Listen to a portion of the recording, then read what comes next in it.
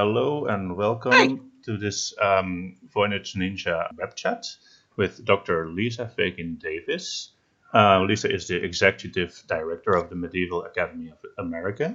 She has written many articles on manuscript studies and codicology and cataloged medieval manuscript collections at various institutions, including Yale University, which should ring a bell.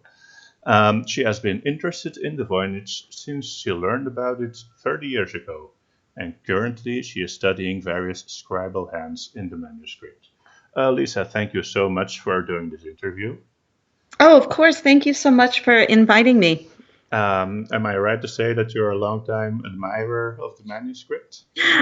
Yes, I am for sure. And it's only very recently that I've become more involved in the Voynich community, and I've really enjoyed becoming more familiar with the work that people are doing, especially on Voynich Ninja. It's such a vibrant and interesting community with people with very, very strong opinions, but Yeah. also who are doing really interesting work, who have long histories of studying the manuscript and particular features of it. And it's really exciting for me to kind of dip into linguistics and features that I'm really not an expert in, and to try and bring my own expertise to the table. I'm really grateful to have been welcomed into the community that way. Oh, we are really happy to have you in the community and have you be more vocal about your views because we were really in need of someone with your expertise. So that's really great. Well, Yeah. my history with the manuscript really started by when I was a graduate student at Yale getting my doctorate, and I had a job at the Beinecke. I was Robert Babcock's assistant for 5 years, Oh, yeah. and he put me in charge of Voynich correspondence. So back in the late 80s and early 90s, I was the person who was responding to requests for images or corresponding with theorists.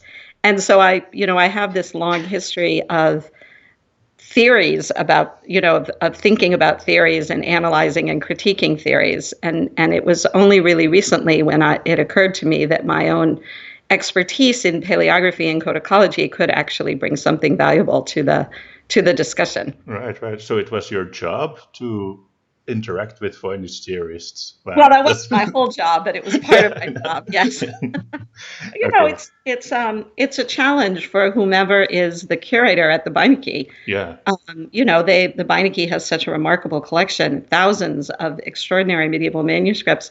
But this one manuscript really is responsible for a huge amount of traffic to the website and correspondence and email and phone calls. And in some ways, it is kind of almost burdensome for the curator. So Dr. Babcock was thrilled to have me be in charge of handling those requests and that correspondence. So he didn't have to, and he could focus on other parts of his job. Right. So I've asked our members what they would like me to ask you, and they've given some great suggestions. J.K. Peterson wondered about your experience with handling actual manuscripts and Voynich manuscript in particular, because most of us were just seeing scans on computer. So what are we missing out on? Well, it's a really important point, and I feel very fortunate that I have had the opportunity to handle the manuscript on several occasions. And actually, I don't know if the community is aware of this, but I will actually be on the faculty at Yale starting next year. I'll be teaching Latin paleography at the Beinecke to PhD students in various departments at Yale. So I'll have significant access to the manuscript and many opportunities to continue looking at it in person. And it is really important to remember that this is, in fact, a three-dimensional object, right? That it has heft, it has weight, it has texture, it has a smell, right? It has a sound when you turn the leaves. And all of that contributes to the appreciation of it as a historical object that actually exists. It's easy to get so deeply engaged in what's written on the page, on the kind of the two-dimensionality of it, that you forget sometimes that it is in fact a three-dimensional object. And the construction of it is really important for understanding its history and how it's been reconfigured and how it was put together in the first place, and the stains and the wormholes and all this other physical evidence is extremely important. And you really can only get a handle on that by having the manuscript in front of you. Although, the second best thing is the Silouet facsimile. Oh, I do, and it really is an extraordinary contribution in that it's it's exactly the same size. The binding isn't the same, but the size, the texture, they reproduce the wormholes, the sewing structure. I can't wrap my head around how they did it. It's amazing, and in fact, when you have the actual manuscript in front of you, if you have them both open, just from looking at it, sometimes it's hard to tell which is the real one unless you know what the binding looks like. I mean, they really, the color isn't always quite right, but in general, it's an extraordinary reproduction and a very useful way to engage with the manuscript on in a physical way, where you can really, manipulate the foldouts. And the manuscript itself is so, the foldouts are so fragile that no one is allowed to open them anymore. Especially the rows. You just can't, because the folds are too fragile and it can tear. So, when you have the manuscript in front of you, they also bring you the facsimile, so that instead of opening the foldouts, you can manipulate the facsimile instead, and at least see that piece. But you could still see it if you want the real manuscript. Sorry? You personally could still use the real manuscript if you wanted. Yes, but not open the foldouts. That's a rule that Ray Clemens has laid down, that to preserve it. That's good. Yeah. It's possible that they'll take another set of images. I know the images for the foldouts are very unsatisfactory because they're not. You can't zoom into them as deeply as you can with the images of the single pages, the single sides. And so there is some talk of doing a better set of images, especially of the foldouts, so that you will in fact be able to zoom in more deeply on those. I know that's a real problem for researchers. Well, I'm okay with the current. I think we can zoom in too much already on some things, but that's a different issue. Okay, most of our viewers will be vaguely familiar with your research on scribal hands in the manuscript, but for those who aren't, could you tell a bit more about what you discovered? Sure. So we all know. I mean, I know I'm talking here to an incredibly well-versed Voynich audience. Everyone, has read the literature and knows about Currier's work in identifying the two languages, A and B, and also various hands in the manuscript. And a few years ago, it occurred to me that no medieval paleographer had taken a really serious look at the hands and thinking about are there ways to distinguish between them. 1 and 2, Currier's 1 and 2 are pretty obvious, right? When you can sort of look at them from afar and see that they're quite different from one another. Scribe, hand 1 is very evenly spaced, a little broader, kind of neater, more legible, I would say, if we can talk about anything being legible. But it's very nicely spaced, and you can distinguish the characters fairly easily, whereas Scribe 2 is a little more angled, a little more ragged, not quite as neat as hand 1.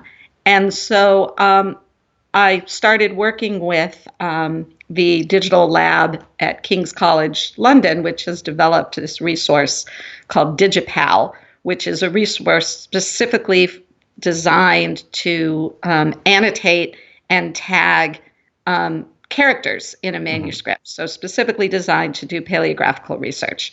And so I thought I could use that as a way to efficiently examine particular characters in the manuscript and see if there were, in fact, individual characteristics of different hands. For example, when you work with a Latin manuscript, oh, thank you. There's our friend Scribe 1.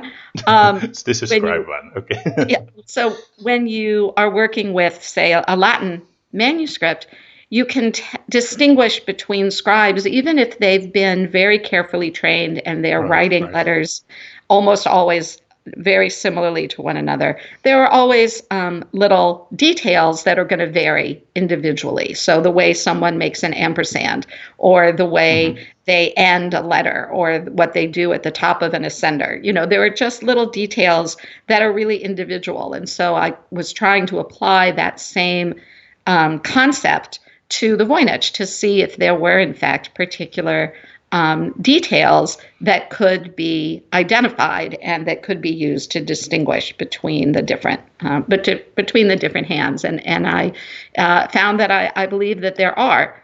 The features that I focused on in particular are I'm not as fluent in EVA as I am in V101, so I printed out a little cheat sheet to get my EVA right. So if we're looking at the N, the EVA N character, which you can see here, there's one on line 3 there, the second word from the end on the third line, there's one. That tail, that curve, right there. So that curve really differs from one hand to the next, what they do with that, how wide it is, how tall it is, how deep it goes, how far back it goes. Right. This is a strange example already. I think it's kind of hooky. Well, that's true. We could probably find a better one, but that's the basic idea. And then also the other letter that I looked at was K, one of the gallows, the single loop gallows character. That one. So that one is actually quite distinct from one hand to another, looking at what happens with that crossbar, if it's bowed or if it's horizontal, what happens at the bottom right, at the end of the second vertical there, at the bottom of the second vertical, there's a little tick in this example. Sometimes there isn't in some hands. And also what the shape of that loop, if it's a big round, more circular, or if it's kind of a squashed oval, which is what we're looking at here. And so that seemed, those two characters in particular seem to be fairly consistent, and from one hand to another. So where your cursor is right now, that's a better example for Scribe 1 of what happens there. So in Scribe 1, that tends to loop back to almost I paleographically, those 3 little verticals would be called minims. So it tends to circle back almost to the second minim there, to the penultimate minim. Whereas others, that loop is almost completely closed. It might even go back even further to the first minim of the letter there.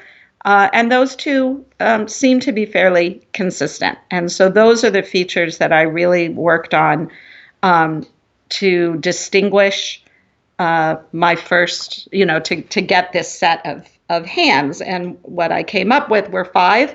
That may be refined in the future. Paleography is subjective. It's not a science. It's really about judgment and about what the eye sees and what the paleographer thinks. It really is not a science. And so there's a lot of room for disagreement and argument and debate. You should hear people talk about the Book of Kells and the handwriting in the Book of Kells. I mean, I've seen people practically come to blows discussing how many scribes there are in that manuscript. And I know that there are people who will have very strong opinions about my work when it comes out. It should be published, I think, next month, meaning May. I believe it's coming out in manuscript. I think it's in the next volume of Manuscript Studies, and I believe it will come out next month. In May. And then I've also got a longer piece coming out in a book called Digital Paleography that I think will be published in 2021. This may be a difficult question, but do you think, now that we know for sure that there are at least 3 people that have been involved in the manuscript, should our perception change the way we approach it, as if compared to if it was made by one person? Well, the number of scribes doesn't mean the number of authors. So I think it's really important to always make that distinction. If I think there are 5 scribes, that doesn't mean that I think there are 5 intellectual producers of the manuscript. They could be copying from an earlier exemplar that was created by a single person. Right. They could be taking dictation. And so, different scribes writing down different parts of the manuscript that someone is telling them. So I think we really can't know yet whether this is multiple scribes copying work that someone has given them to write down, or whether they're taking dictation, or whether it is in fact whether each scribe is in fact a different intellectual author of the manuscript. I don't think we can know that yet until we know what it says. Yeah. Right. Okay. You mentioned Prescott's Courier already. Like before we basically had to rely on his older observations about the number of hands and dialects in the manuscript. He talked about, like, he had this mental image of two guys sitting at a table taking turns picking a page from a stack of pages. Do you think that's realistic at all, or? Boy, the mixing up of Scribe 1, language A, Scribe 2, language B, the mixing of those bifolia is really bizarre. And it is completely inconsistent with how medieval manuscripts are made. And, I think we can all agree that the botanical section, certainly all these bifolio mixed together, they're out of order. This isn't the original sequence of the manuscript. There are so many bifolia that are missing that I don't think it's possible to reconstruct the right order, at least not using codicological evidence. There are all of these offsets everywhere, and I know a lot of people have spent a lot of time looking at ink and pigment offsets, trying to match them up and recreate the original order of the bifolia. And there are an awful lot of places where it may be the pigment on this leaf matches the offset on this leaf that's now 30 leaves later, but they were originally consecutive. But there are so many bifolia that are missing that I think it's going to be really hard to be able to know what the original sequence was again until we read the thing. I'm told by people who study herbals that herbals do generally have an order of the types of plants that are grouped together, and once we figure out what all of this is, maybe that will help put things back the way that they should be.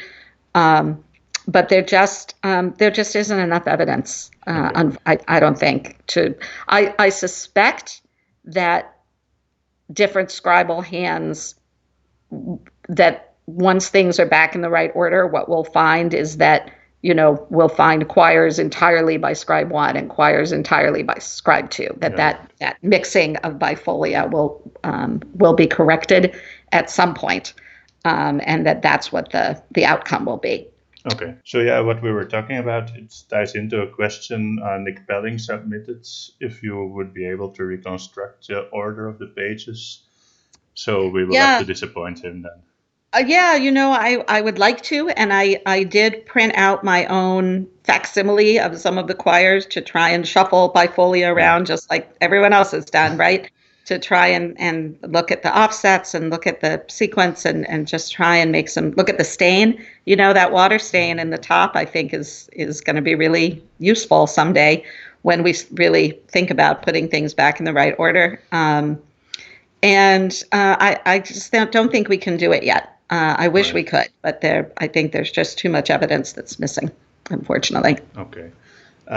People have been saying like that the glyph sets, there are actually a lot of overlap with like normal characters that would be used in normal Latin manuscripts, like abbreviation signs and things like that. Do you agree with that, or?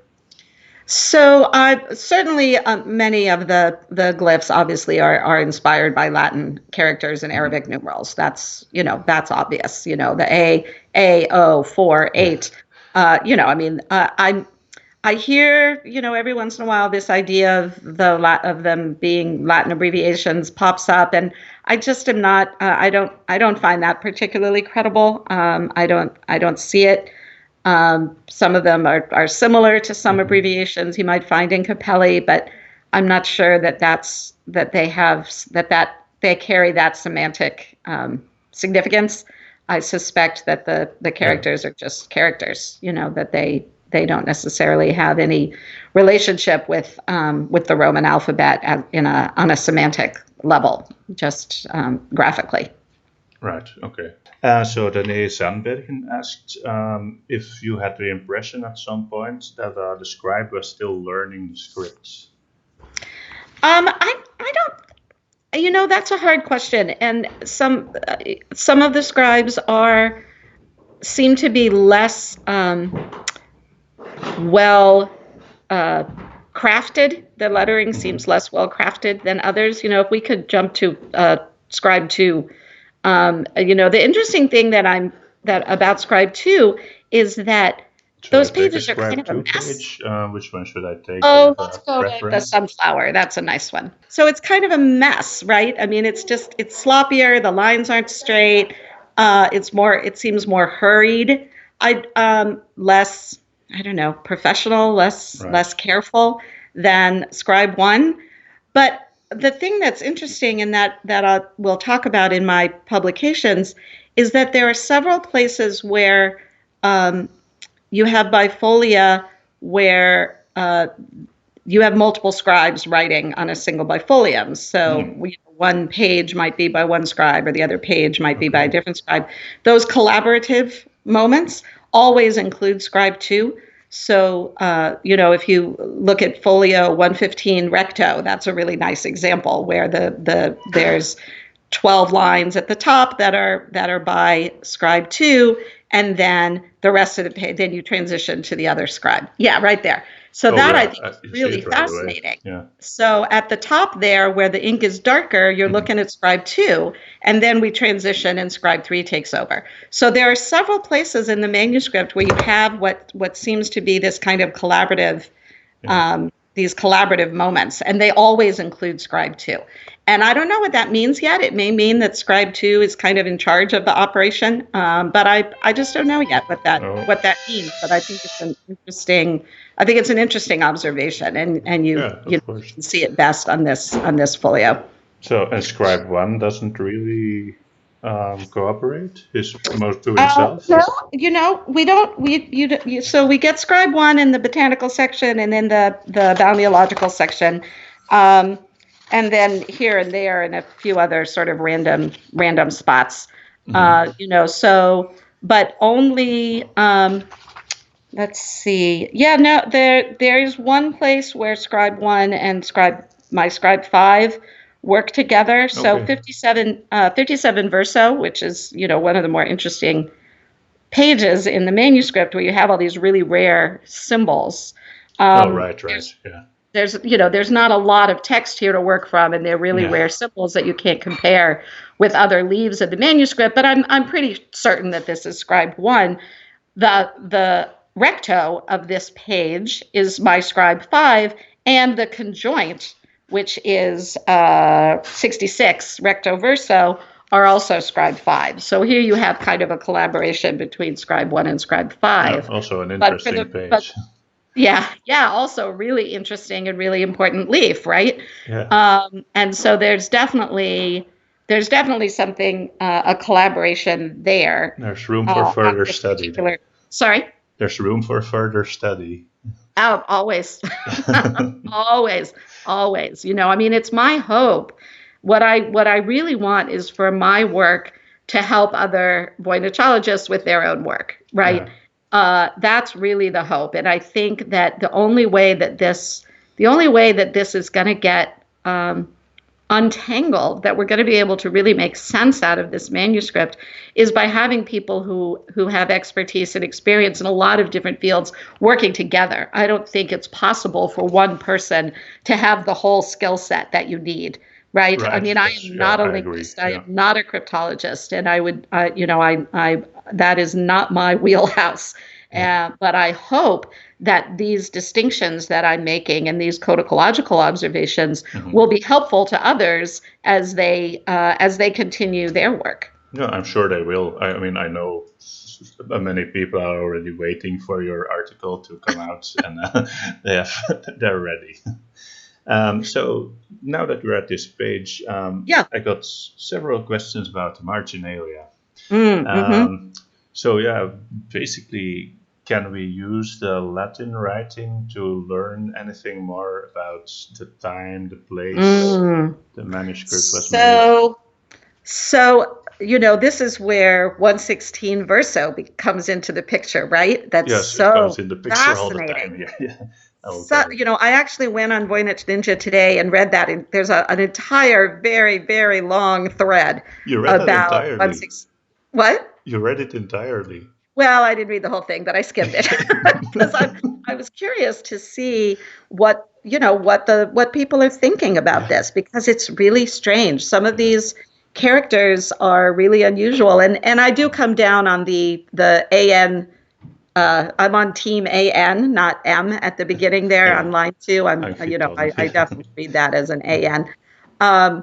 But like the character that people tend to read as an S that looks like an 8, that's a very strange way to write an S. In Aladabas. Yeah, exactly. The other characters are pretty legible, and I agree. It seems like it has to be an S, but it's a very strange way of writing an S. I don't think this is contemporary with the original writing in the manuscript. I think it's a little bit later. I think it's added later. Okay. But I don't know what to make of that Voynichese on the last line, those 2 words at the beginning of the 4th line there. I don't think that's any of the scribes that I've identified. I've looked at those characters over the last few days. I was sort of wondering about them, but I think they're not part of the original manuscript. I think they're probably added later. But the thing about when you have a character set that's so unique, as in the main text of this manuscript, the general rules and skill set of paleography, one of them is using comparative lettering to date and place the origin of a manuscript. And when you're looking, and I know people like J.K. Peterson and others have worked really hard on finding analogs in other manuscripts to different characters, both here on Folio 116V and elsewhere in the manuscript. And it's really difficult to do when you're looking at a character set that's so unique. It's very difficult, I think, to say anything definitive. You can certainly find analogs, but whether those are going to be useful to help you really zero in on the origins and the history of the manuscript, I'm not sure. And I think the zodiac names are probably along the same lines. I think they're probably added later. And some of the other annotations that aren't Voynichese. I'm not talking about the quire marks, and I'm not talking about the foliation. I'm talking, there, for example, right? So that's later. That's obviously an addition. It's a different hand. It's a different pen. It's a different color ink. It's later, and it's a fairly common and difficult to pin down version of November. It could be French. It could be Germanic. It could be Spanish. I mean, it could be, it could be just about anything. If we look at the whole set, there's a kind of a consensus that it's French-ish, right? Yeah, that's what it seems like, right? Because we've got an RE there at the end. So that feels French-ish. Yeah.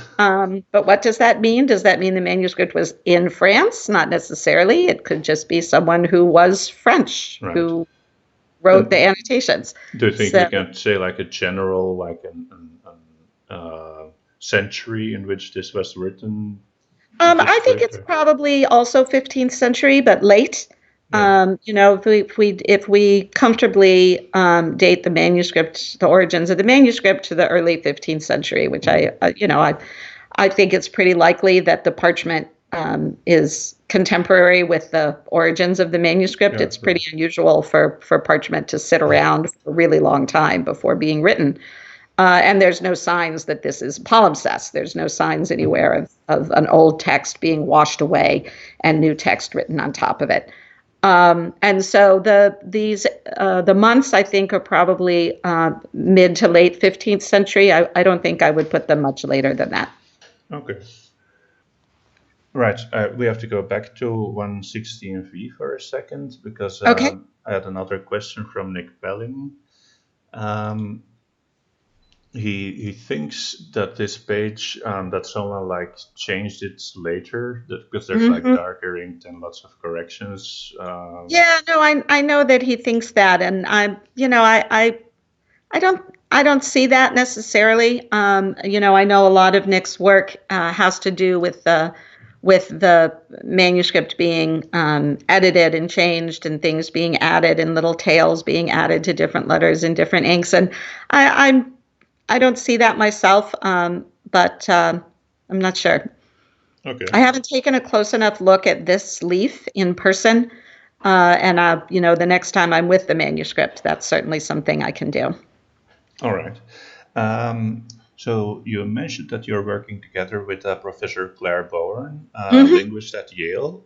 Is there anything you can tell about that project already? Well, so Claire she's a genius, is what she is. She's just extraordinarily brilliant as a linguist. And she teaches a class regularly about the Voynich, and she uses it as a way to teach her students linguistic analysis. So the students are learning different methods of analyzing languages. And so they apply those statistical methods that they're learning to the Voynich as classroom exercises, which is fascinating. Right. And as the students all do different final projects, looking at different. Sometimes they might look at different theories and break them down, or look at different linguistic analyses and see what the results are. And so the way that Claire and I have been working together is that she has a graduate student who's doing a lot of really sophisticated linguistic analysis of the Voynich from a lot of different angles. And my paleographical work, because we know about how Scribe 1, language A, Scribe 2, language B, the question is, does my work, if you analyze the leaves that I believe are written by Scribe 5, might there be other patterns that emerge that have been hidden because this particular group of leaves hasn't been analyzed separately? So that's the kind of work that she's doing, is looking to see if my paleographical work can lead to some more distinctions of these languages or dialects, whatever you want to call them. The way that, for example, Renee recently pointed out that QO, sorry, I'm working on learning EVA, QO doesn't appear on the Zodiac pages, or it's extremely rare, and it's incredibly common elsewhere. And that observation actually corresponds perfectly with my Scribe 4.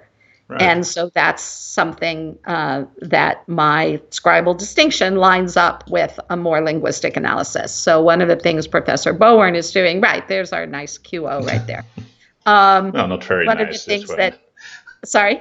This one is not very nice, but... Yeah, well, they're easy to find. They're everywhere.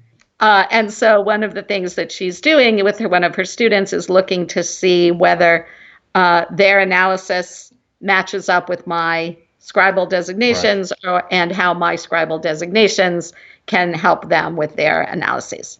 All right, that sounds like the most interesting next step we could take. So that's really great news. Yeah, I think it's really fascinating. Yeah. Marco Ponzi also noticed, like, the manuscript is full of fascinating images, but not many art historians have formally published anything about them. Do you think this could change in the near future? Yeah, that's a really good point. The manuscript has really been overlooked by medieval art historians. Some obviously have seen it. People like Belle de Costa Green looked at it, and various people over the years, especially in the New York, the years when it was in Manhattan, have kind of looked at it and given their opinion. Roger Wick at the Morgan felt that it did have kind of a humanistic feeling to it, and I think that that seems right. But, for an early 15th century manuscript, that makes sense stylistically. One of the things that I actually want to do is start thinking about how to distinguish between artistic hands in the manuscript, which I know others have tried to do, and it's difficult. It's very hard to distinguish between artists sometimes, unless they're, obviously different. I mean, you can tell Picasso from Monet, right? But in this manuscript, what you really have to start doing is looking for the kinds of details, the way that you distinguish paleography, right? So how does someone draw a nose? How do they draw eyebrows? How do they make a star? You have to look at those kind of details that are really individual and try and make some distinctions. So that's one angle that I want to start thinking about is to see whether I can fruitfully make some distinctions by identifying features that will distinguish one artist from another. Right. J.K. Peterson will probably appreciate me pulling up because I think it was this page, like the nose here, for example, is completely different. He wrote about that a lot.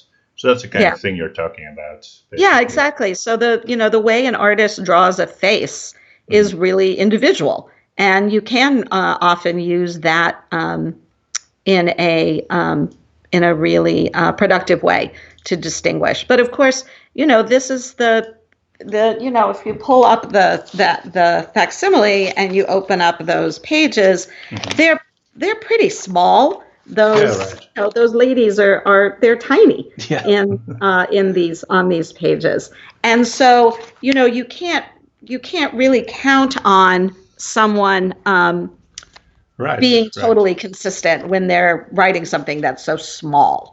Right? Because they're trying to. So wait, what are you looking at? You're looking at April. Let me open up April here. So if we look at so you notice that if you compare the two goats or whatever they are, then the noses are really different. Yeah, exactly. But the if you look at it in the real size, they're tiny. They're really, really little, and so I'm not entirely positive yet that is something that we can really count on as a way to distinguish, because when you're writing in such a tiny way with such tiny little instruments, you're not always going to be as consistent as you would be if you were drawing something larger. Right. So I'm not sure yet whether that's an effective way to distinguish. It might be too detailed. So I'm not sure yet. But I think it may be. I know others have gone down that road, and it may be fruitful in the end. I've been thinking a lot about distinguishing between A and B plant drawings, but so far I've found absolutely nothing. They seem really consistent. There are differences in the color, right? Sometimes you see more blue, and sometimes you see more green, or this page is brown and that one doesn't. But they're stylistically with botanicals, it's really hard to distinguish. There are differences, like the way the greens are applied, but there's no correspondence to the scribal hands, or so the differences work at a different level than the differences. Yeah, and they may just indicate a different consistency in the pigment. The way the pigment that batch of green was made. And that's a much more of a turquoisey color, right? Yep. It's a different color than the one we were just looking at. And maybe it's a different day, or they used a different batch of pigments. Right. Okay. So finally, what are your expectations for the future of Voynich's research? Will we ever be able to read it? Oh, I hope so. I hope we will. I say this a lot because it's true. I'm not a I'm not a cryptologist. I'm not a cryptoanalyst. I'm not a linguist. I'm not trying to read it because I can't. I don't have that skill set. But I'm really interested in some of the work being done by those who think it may be a phonemic transcription of a spoken language instead of a coded written language, Right. like the work that the artists are doing on the Turkish piece. Mhm. I don't know how fruitful that's going to be in the end, but I'm really eager to read their work, which I think is coming out soon in Turkish. I think I'm going to have to hire someone to translate it for me. But I find that notion really interesting because it would explain the dialectal differences if it was, in fact, a phonemic transcription of people who had a slightly different accent or who spoke whatever language this is differently. Transcribing it, the spoken language would look different from one scribe to another, from one speaker to another. But I just don't know enough about linguistics to really pursue that in any meaningful way. But I think others are, and I'm really eager to see the results of those analyses. Right. It seems like it has an underlying logic to it, right? When you look at the kinds of the various sections that are brought together, when you look at maybe not the rows, which looks, God only knows what that is, but the botanical section, the balneological section, the section with the sort of, the quote unquote recipes, those all are things that you would expect. You wouldn't be surprised to find them together in a manuscript, right? They all have to do with medicine or with science, and it's not.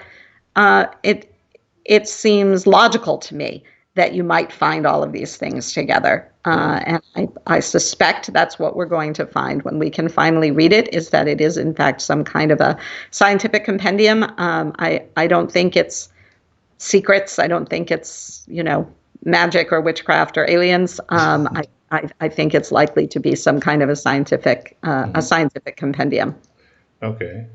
That wraps up our interview. Thank you so much, Lisa. Thank you. It's wonderful to meet you. Finally, I hope someday when we all get out of this viral pandemic that we're in, that I'll be able to meet more of you in person. It's really been a pleasure getting to know people through Voynich Ninja and on Twitter and in other places. Right, and we are all very happy to have you on the team because. Thank you, Team Voynich. We'll get it done. Okay. Take care. Bye. Bye. Be well.